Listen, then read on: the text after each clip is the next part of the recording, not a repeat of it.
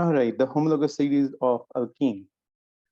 Now, we have studied alkenes before in IGCSE, and we already know the ene is the suffix that we use because of the at least having one double bond per molecule, and the general formula being CnH2n. The simplest one is ethene. C2H4 methane does not exist because double bond needs two carbon atoms at least. So that's why the homologous series starts from ethene.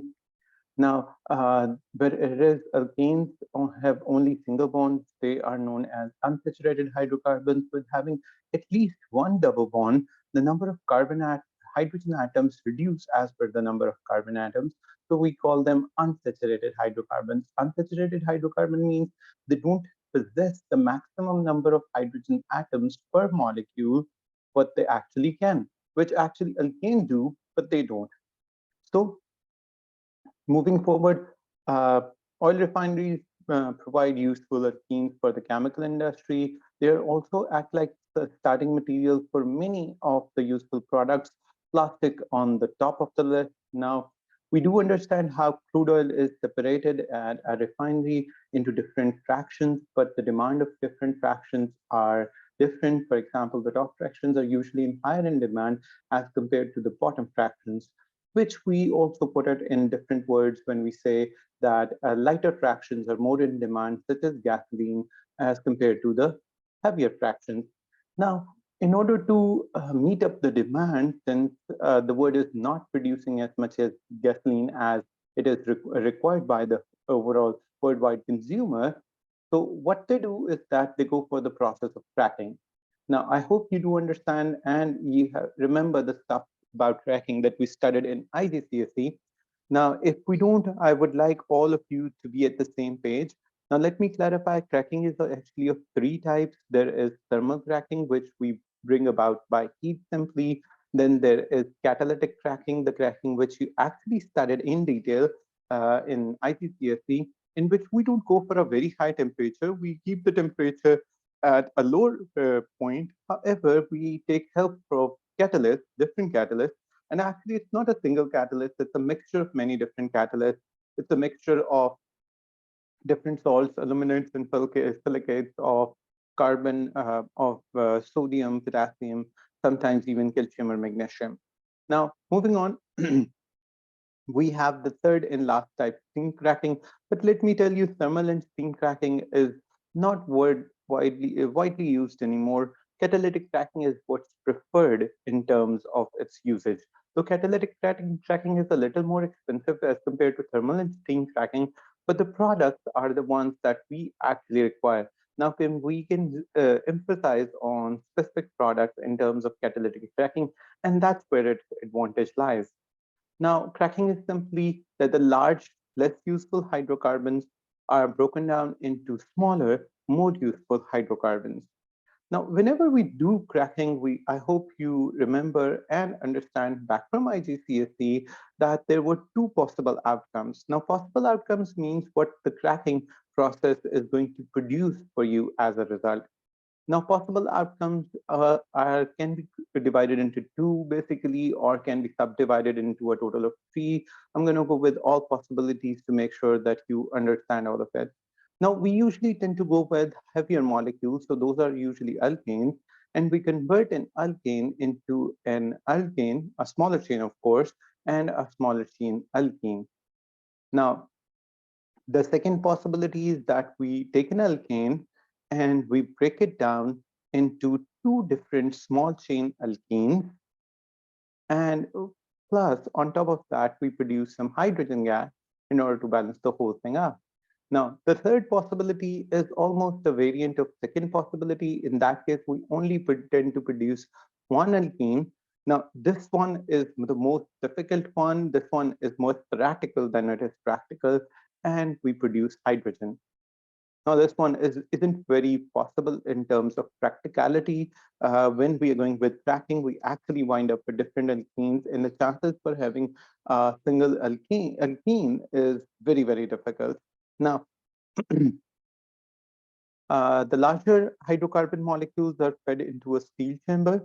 It contains no oxygen, Now, no oxygen thing is actually something that wasn't even mentioned in the IGCSE book. It's specifically mentioned in A-level book that the student does not make a mistake. Remember, you can't put oxygen over there. They're simply writing combustion would not take place, but to be honest, if there is some oxygen, boom, the whole thing is going to explode. So you can't have that kind of mistake. So of course, it's totally air free. There is no oxygen, and we go for a higher temperature. Mostly the books quote around 500 degrees centigrade, and we pass them over aluminum oxide as a major part of the catalyst. So that's not the only catalyst industry uses. Now moving on,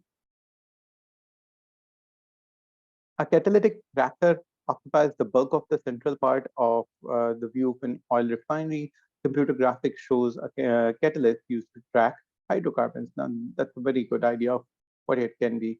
Now, when a large alkane molecule is cracked, now they are going to actually go with some examples to make sure that you understand the possible outcomes. So the larger alkane molecules are cracked, they form smaller alkane molecules and alkene molecules. This is the first possibility. If you take a look at it, you would understand that we have a larger chain alkane. This is decane. This is C10H22. And in the presence of alumina and heat, we actually converted it into an alkane and an alkene. Both the alkane and the alkene are smaller chain in comparison to its parent alkane. And that's completely understood. If you convert them into their molecular formula, it's more easily understandable. C10, so 6 plus 4 is equal to 10, H22, so 14 plus 8 is equal to 22. So these equations are something easiest to balance. Lower molecular mass alkanes formed in this example are very useful fuels and high in demand. We specifically tend to go with anything in between C6 to C8. C8 is something that we tend to consider most demanded and is actually the gasoline that we commonly use. So I'm not talking about the straight chain itself because we don't use that anymore. That's almost obsolete, but we are using its isomers in the form of gasoline. Now, alkenes produced in this example, for example, C4H8 or C3H6 or C2H4 are very useful. They're more reactive than alkenes because of their double bonds, and this makes them useful in the chemical industry. They are starting compounds, use the specific industrial terminology, feedstock, for many new products. This includes plastic on the top of the list, as I've already explained. Now, moving on, as well as the cracking of alkenes can also be made by many different reactions. For example, if we eliminate a hydrogen halide, HCl, from a halogen alkane by heating with ethanolic sodium hydroxide, we're going to specifically target that reaction in chapter number 16. Or we can dehydrate an alcohol in a heated catalyst or a concentrated acid using your most common consumption is concentrated sulfuric acid. And chapter 17 is going to cater this.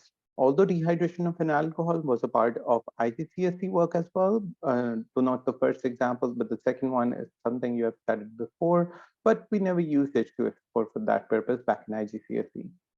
So elimination of water molecules from a reactant molecule is known as dehydration. So that's what we are doing with the alcohol.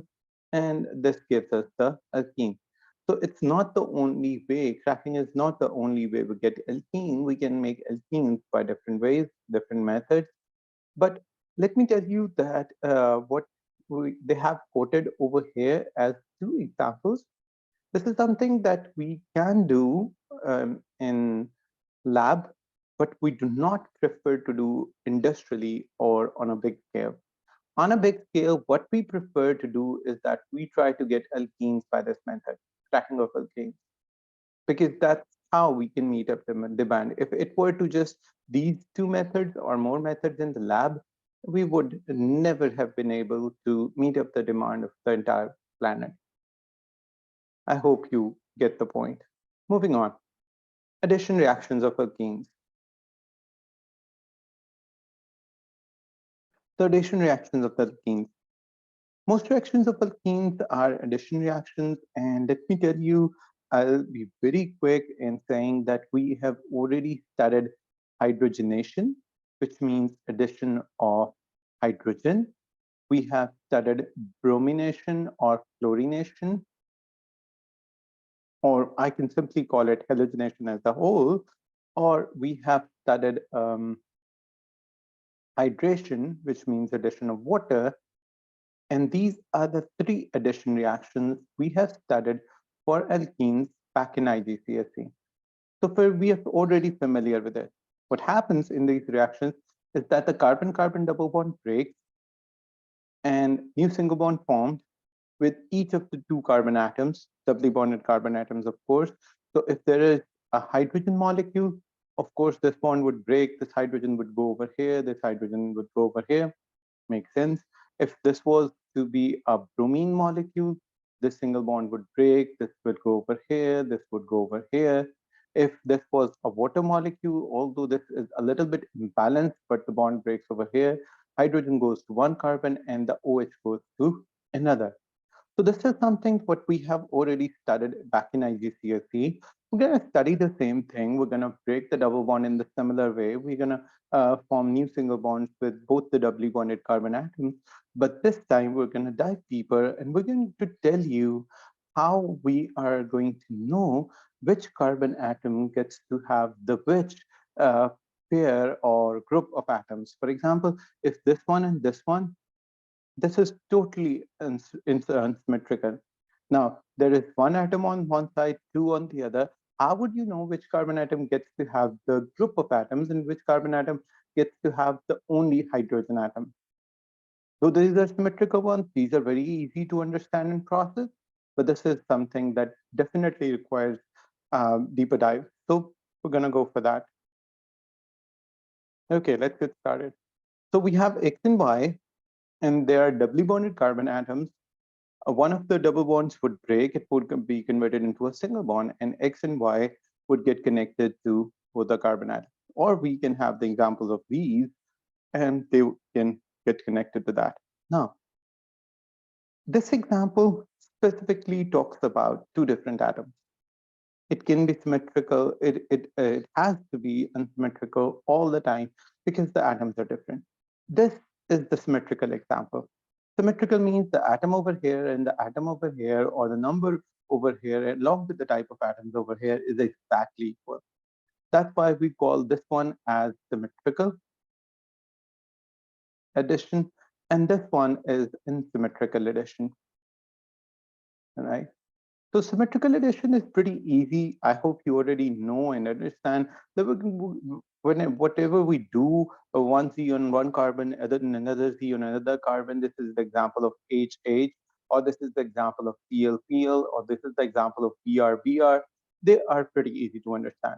This is the example of HCl, or HBr, or HOH. There are many examples that I can come up with. So ZC means the same thing, symmetrical ones, and XY means the unsymmetrical ones. This is the language that we are going to use when we're going to further explain them. Keep them in mind. Symmetrical are the easier ones. We're going to start with them first.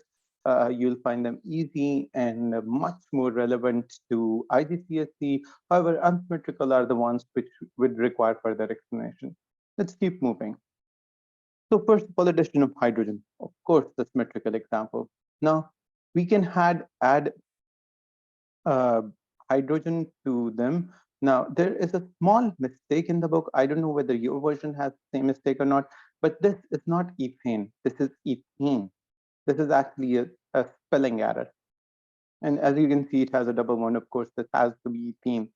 Now, this is ethene, and this is something that we can process. Though the book does not make a difference, but there is a difference of this reaction in past paper with the usage of catalyst. So I would really appreciate if you note it down on your books. When you use platinum catalyst, that's when you can carry out the reaction at room temperature. In the old book, it was platinum and platinum's example, any one of them can be used at room temperature. So if the papers, instead of platinum, put palladium over here, do not worry, it almost means the same thing. However, the example in the book is for nickel. And when we are talking about the nickel catalyst, then we definitely require some heat.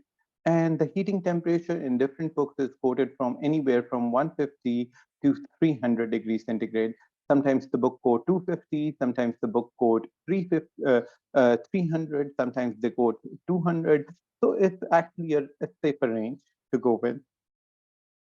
Now, this kind of bifurcation is something that you're going to find in old papers. I'm specifically talking about papers older than 2016. Since Palladium was a part of the chapter then, and the bifurcation of room temperature and heating temperature for different catalysts was also a part of course back then. So don't worry if you see something like this in older papers. So this is an addition reaction. The double bond breaks open into a single bond. The hydrogen molecule is also broken down, and both the hydrogen atoms get still connected with the help of a single bond to both the doubly bonded carbon atoms. The reaction is known as hydrogenation because we are adding hydrogen. This is specifically used in the manufacture of margarine. And here we can clarify that margarine and butter are different. Okay. So margarine actually comes from vegetable oil when it is saturated with the help of addition of hydrogen. And butter actually is a dairy product. It comes from milk. So that's the difference. Well, I tend to say out loud the fact that margarine is not good for health. So Blue Band or any other big name that you might have heard saying that margarine is very good and you should give it to children, well, I very much disagree. It causes a lot of heart problems. So I would rather suggest never to consume it. Yeah. Nothing biased to any of the margarine brands, but yeah, I'm against it. Okay, so unsaturated oils such as sunflower oil contains hydrocarbon chains with several carbon-carbon double bonds. That's why we call them unsaturated. Now remember, back in IPCSE, we have clarified between them. We have clarified what fats and oils are. Now, these as a whole are known as lipids in biology. Biology students do understand the fact. But in chemistry, we actually categorize them differently because of what they are. Now, this is usually solid at room temperature. This is usually liquid at room temperature. This usually is saturated, mostly single bonds. This usually is unsaturated. Well, there are more than one double bond. These oils can become partially saturated, means we can remove some of the unsaturation. We can remove some of the double bonds, if not all of them, by reacting them with hydrogen, netting their hydrocarbon chains, and which actually raises the melting point of oils, changing from liquids to soft solids that can be spread easily, hence margarine. I hope from this example you clearly understand that sunflower oil is the base of margarine. It's not a dairy product. Okay. And I hope you keep and understand the differences. These differences are really applied to a past paper question. You would hardly come across one or two questions carrying out or using these differences. But yes, that was a part of IGCSE chemistry, so you should remember it as a prerequisite. So addition of hydrogen halides HX. Now, X actually represents all the four halogens, fluorine, chlorine, bromine, and iodine, which is very much explained in the first line. So we are generically stating what we are going to go with. When an alkene is bubbled through a concentrated solution of a hydrogen halide at room temperature, the product is a halogen alkane. Now, the easier example would be going with HBr's reaction. When ethene is reacted, it becomes promethane. Now, the double bond would definitely break down into a single bond. Both of the doubly bonded carbon atoms are supposed to take up the atoms of this molecule by breaking their single bond. With longer asymmetrical alkenes, there are always two possible products that could be formed. Now, we are also talking about asymmetrical alkenes, which means here we need the bifurcation. Now, I'm going to explain that with the help of examples first, and then we're going to come up with an easier exam tip to understand whether it's going to be symmetric or asymmetric. Now, symmetrical alkenes are alkenes like this one.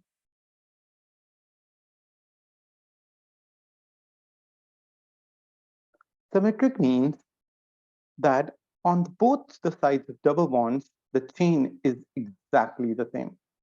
Same number of carbon atoms, same types of bond, it would be known as symmetric. Asymmetric is the one in which on both the sides of the double bond, the carbon chain either is different, maybe the type of product bonds are different, maybe the number of carbon atoms are different. Those are asymmetric. This is what the concept means. Now, a couple of points for asymmetrical alkenes. Odd number of carbon atoms, always an asymmetrical alkene. All right.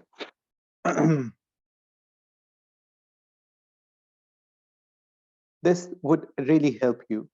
But there are other tips on top of this as well. But we tend to say that if there are odd number of carbon atoms, it would always be asymmetric. Well, that doesn't mean that in case of even number of carbon atoms, there won't be an asymmetric alkene. This is an even number of carbon atoms based structure. But yeah, this is also an even number of carbon based structure, but it can be different. Now, I'm not adding any more tips to it, though we have a set of tips for it, but I'm not adding any more to it because the number of tips would be much more than to just remember it like this for even number of carbon atoms. Okay. This I'm doing in specific for the need of A levels, because when you're going to deal with asymmetrical alkenes, you'd notice that the A levels tend to go with the examples of odd number of carbon atoms. Though with even number of carbon atoms, the position of carbon atom is odd or even brings a difference and add more tips to asymmetrical alkenes, but we tend to go with this tip alone. When you're going to do more questions, you're going to get a better grasp of it. Well, coming back to the point, now there are two possible products. Take a look. We are breaking this double bond into a single bond. We are adding HBr in such a way that H is added to this carbon and Br is added to this carbon. Vice versa, what we can do is that we can break these bonds and H is added to this carbon and Br then added to this carbon. When Br is added to central carbon, it gets a higher number. See, 1-bromopropane, when it's at the one corner of the chain, and when it's at the center of the chain, 2-bromopropane. Now, how would you know which product would have a better chance at forming? So, our important rule. Commonly, this is known as Marconicos Rule.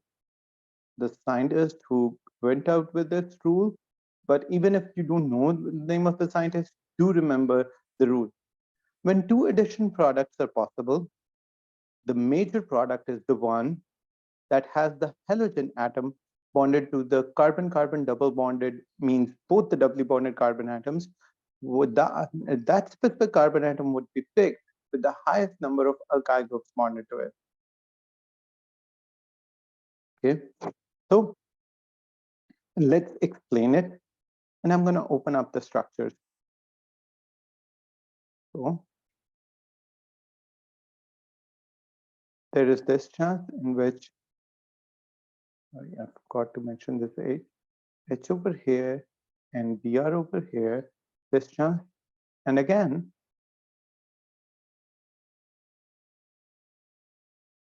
then there is this chance, Br over here and H over here. Now, pay attention to what he's saying. Halogen atom would be bonded to one of those doubly bonded carbon atoms, which has the highest number of alkyl groups bonded to it. Now, I'm going to use a different color to explain it. Take a look at this carbon atom. Only one alkyne chain. Take a look at this carbon atom. One chain is over here, one chain is over here. So there are two carbon chains. So this one would have a bigger possibility. Does that make sense to you?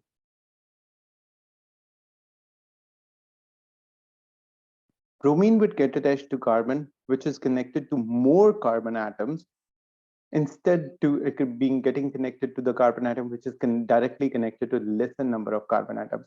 Alkyl groups or carbon atoms means the same thing, whether you connect it to the entire chain or whether you talk about connecting it to a carbon atom in terms of the link chains, it means the same thing.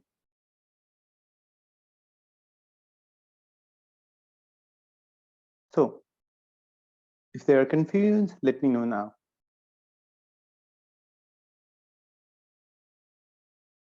Okay, great. I'm going to assume there are no confusions. So let's move further. In the two reactions of propenes with HBr shown, the bromine bonds to the central carbon atom to form the major product. Remember, we're not talking about the only product.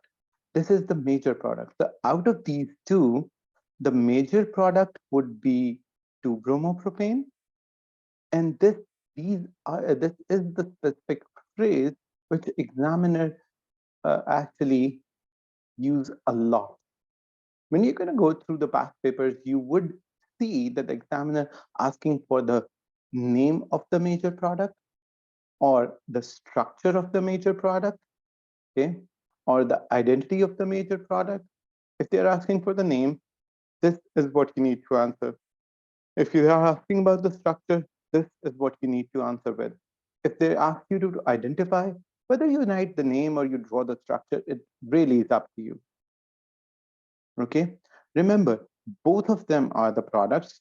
We call this major product because this is formed in a higher yield, in a much higher yield as compared to the other one. In most of the halogen alkanes cases, the major product gets to have more than 80 to 90% of the yield, and minor product has hardly from anywhere from 1% to a maximum of 20% yield. That's why we come up with the phrase major product or minor product. That is a very good way to identify or to tell the student how that goes. I hope you get the point. Now, examiners are going to use the word major and minor product. This should give you the idea which one they require as an answer to their question, because they're not going to require both. They are going to require one of them. Now, you need to be vigilant in case of organic chemistry because there are more than one product possible, and he is going to ask you the specific product he requires as an answer to his question.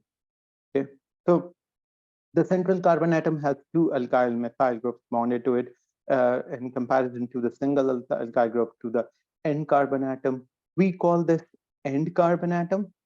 We may also call this with the childish word corner carbon atom. Well, the exact word in chemistry is terminal carbon atom. Terminal means the end, the last carbon atom of the chain. Okay. Now remember, in any chain, there are two carbon atoms that are terminal. One on the left, one usually on the right. So we call them as terminal carbon atoms. You can call them end carbon atoms. You can also call them corner carbon atoms. The more you're going to study organic chemistry, the more you'll see that they have their own set of words. They have their own set of terminologies to explain what they mean. So what you need to do is that you need to understand the previous two branches of chemistry and their terminologies. And then you need to be separate and extra heed to organic chemistry. And when you're answering organic chemistry question, you're supposed to use that organic chemistry terminology in your answers. If you don't, you may end up with lesser marks. Even if you try to be correct at the time, you won't be using the exact words, and childish words are really not appreciable. Okay, so CH3, CHBr, CH3 is the major product. Now, even though Br acts as a functional group, more like a branch on top or bottom of the structure, like if I draw the whole thing out, I'm going to write it like this, either on top or at bottom. But when you are writing it in a single line form, that's how we depict it. Now, this Br means it is attached to the previous carbon. So Br is never written first and CH after. Br is always written after the CH to give the reader the idea that this Br is connected to the CH. I hope that makes sense. I wanted to clear it out just to make sure we're all on the same page when we are reading the structure in a single line. Now, We can explain why this happens by thinking back to the stability of carbocations discussed in the section 14.7. And this is a very good point they picked up. And remember, when we were discussing the carbocations, we actually discussed which one is more stable and which one is less. Now, keep something in mind. Here, when we are done adding the hydrogen atom, the bromine atom has to be connected over at this point. So I'm gonna actually circle this one, okay? Coming back to the 2-bromopropane, if you take a look at the structure after adding the hydrogen atom, which we did over here, this is the point where we can add the bromine atom. Now the bromine prefers this one more and this one less. Why? This is a primary carbocation. If I be writing this and this, consider this is a primary carbocation. Even if I don't write this, I write it like this, it's the same. So if I do this over here, this is a secondary carbocation if you look at this structure. So talking about carbocations, this one is more stable. So why does bromine atom prefers this? It loves to get more stable. So it's going to form this one as a major product. That's why the yield is so high for this one. I'm going to take it a few pages back to make sure that I can actually connect it to the previous part where we studied this.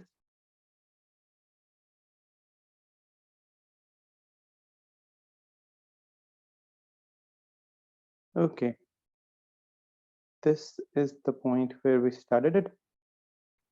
So take a look at this. Now, we aren't dealing with tertiary carbocations, so we are just going to compare the primary and the secondary one. Take a look at secondary. There are two R groups and there is one hydrogen. So I am going to, since you're not able to see it, so let's draw it over here. This is the one hydrogen. These are the two R. This is one R. This is another R. And this is the positively charged portion to which the bromine would love to get attached to. So this one more stable, right? The other one, in which case we have the primary, just one chain connected to it. There are two H's and there is one R. Notice there are two H's and there is only one R connected to it. So the bromine does not like to go with the primary carbocation. And also before the bromine atom even gets attached, it is forming the carbocation, which means carbocation forms first due to its stability, and then bromine would get love to get attached to the more stable one. Now, this gives you the idea of why we discussed carbocation. And if the examiner tends to discuss the stability of both the carbocations, don't forget that right below this whole diagram, this whole figure, we discussed the positive inductive effect. We explained how this carbocation is actually more stable. Why? Because there is a positive inductive effect from this R group trying to donate its electron to this positively charged carbon who is actually feeling deprived of electron. So is this R group doing their electron donating group. So the charge is spread overall on this whole area, making it more stable. Now the charge is concentrated on this specific area, which is actually destabilizing it a little bit. Instead, if I use the phrase, this is less stable as compared to this one, since the charge is not spread over a wider range, that would be a more appropriate comment to make. I hope you get the whole point. Now, moving back to the original page.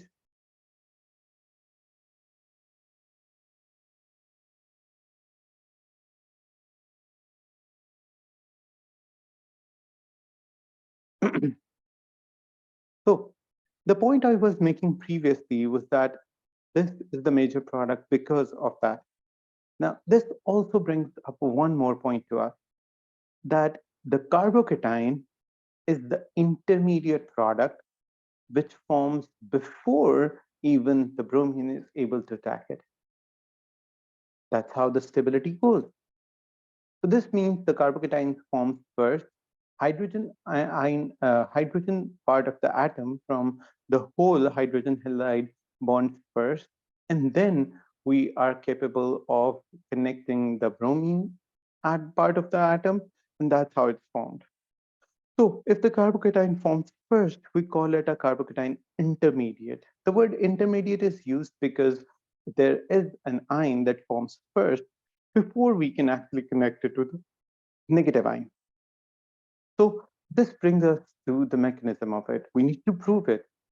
The mechanism is actually which proves the point that a carbocation is formed first before even the bromine atom can get attached to it.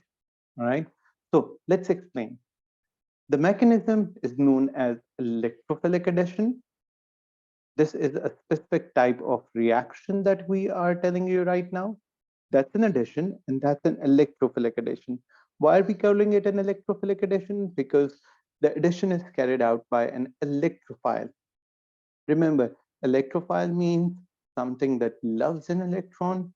Why? Because it loves negative charge. Why? Because it might probably be positively charged itself or deprived of electrons by itself. So we're going to show you that a carbocation forms, which is then attacked by a negative ion, which gives us the final product of the addition reaction. So what I'm about to show you as a diagram is something that you are often required to draw in a paper. So what you're supposed to do is to understand the diagram in the exactly similar way. And remember, any kind of annotation that we use, be it an arrow, be it in a sign, be it some Greek or other kind of extra character that we use as deltas or partials or lone pairs, whatever, you need to draw them in the exactly same way because these are the notions, and notions are actually copied by scientists, researchers, teachers, and students all around the world. Don't come up with your own techniques. Don't try to change the arrows. Probably another arrow, another sign you might be coming up with is already used in science with a different meaning. So you will actually deteriorate the whole meaning, trying to be a little bit creative. So don't try to be creative. Just try to copy it in the similar way because it's science. So let's start it with from the extreme left. We have the propene, the asymmetrical alkene. Now that asymmetrical alkene actually tends to attack the positive center. Why? It has a higher density of electron, which is attracted to this electrophile. This is electrophile because it itself is partially positively charged and would love a pair of electrons. Okay, so this attacks the electrophile. And as soon as this happened, bromine's atom, which was far more electronegative than the hydrogen atom, which was actually partially negatively charged, would love to keep the entire pair to itself. Bromine becomes, instead of partially negative or delta negative, becomes completely negative in the next step. And hydrogen atom is bonded to the carbon atom, which already is connected to the lesser number of carbon atoms. So much so, the double bond breaks, which gives room for the formation of this bond and also gives this carbon a complete positive charge. So this negatively charged bromine can, with a lone pair now, we call it negatively charged or with a lone pair because one of these electrons is bromine's own, but the other one is definitely from this hydrogen, the deprived one, unfortunately. So it gets to attack the positive center. So that's how one part of the double bond broke down and formed one bond with hydrogen and another with bromine. And that's how we were capable of forming two bromopropane. This whole three-step diagram is known as a mechanism. Mechanism means the steps of the reaction which allow us to understand how the steps happen and if there was something as an intermediate product, what was that? Now, let me clarify that this is an intermediate product. This is the secondary carbocation we are talking about. Now, why are we so sure that this is the secondary carbocation? We are sure because scientists tend to perform experiments to this intermediate step and intermediate part or the intermediate product, and they try to prove it with different methods. And when they become successful, only then this mechanism is released for students to learn. So let me tell you, most of the scientists on the planet actually do agree that this mechanism is correct, that this is what is actually happening. And most of them might have already proved this with the help of different experiments as well. So we can safely say that the formation of carbocation was an intermediate step to it. So in your mechanism, you start off with original reactant, you end up with the product, and if there is an intermediate formed, you need to show the exact intermediate and how it gets attacked by any of the nucleophiles or electrophiles formed during the reaction. This is the nucleophile formed during the reaction, all right?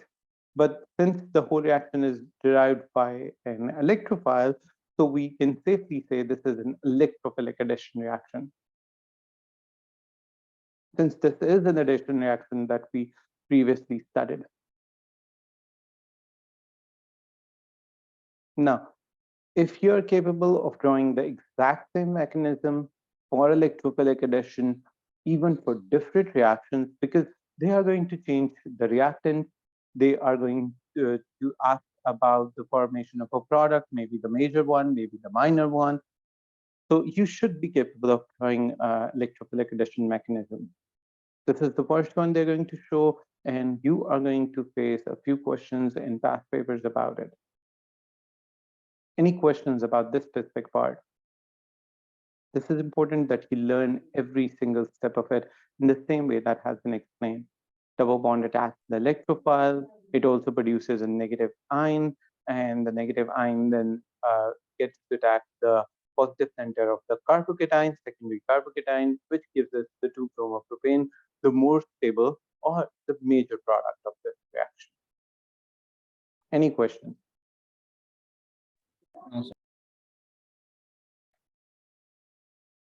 All right, great.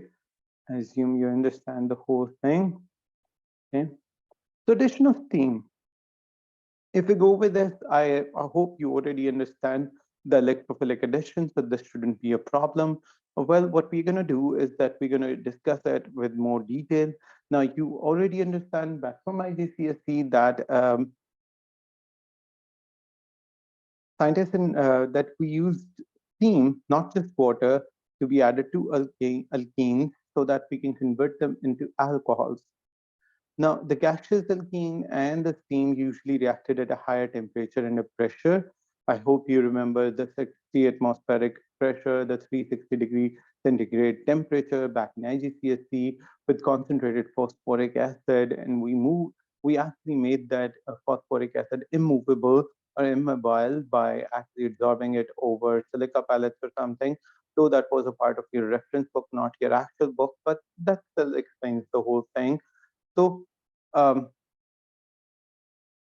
uh, the ethanol found in alcoholic drinks is always produced by fermentation of glucose. The example of ethanol with the help of reactants such as ethene and water back in IGCSE was also the reaction. I hope you understand the whole thing. I'm not going to go with these big diagrams because you already know what happens. And of course, I hope you understand that this is the simpler example with a symmetrical alkene. And if they consider an asymmetrical alkene, then you know what product is going to form as major or as minor, since you have already understood the Marconicos rule. Okay, moving on. Addition of halogens. This one's easy. Well, we don't actually tend to go with this reaction in terms of the reaction itself, but it was taken more as a lab test for proving that this was an unsaturated molecule back in IGCSE. We're going to do the same thing over here. So whenever we bubble and clean through a solution of chlorine or bromine at room temperature, which we do with the help of chlorine water or bromine water in the lab, we get to have a different color. Usually the bromine color, the chlorine color is decolorized, which gives us the idea that there is the presence of unsaturation. Now, whenever we say that the presence of unsaturation is tested with it, students tend to understand with it, we are specifically talking about the carbon-carbon double bond. No, that's not entirely true. Carbon-carbon double bond or carbon-carbon triple bond are both taken as an example of unsaturated molecules, and both of them are capable of decolorizing it. So it can be either one of the examples. Since we are at advanced levels, so keep that stuff in mind. So yeah, if it is decolorized, either there is a double bond or there is a triple bond. We're gonna again go with the mechanism of electrophilic addition to alkenes in this portion, but we're gonna keep that for the next setting.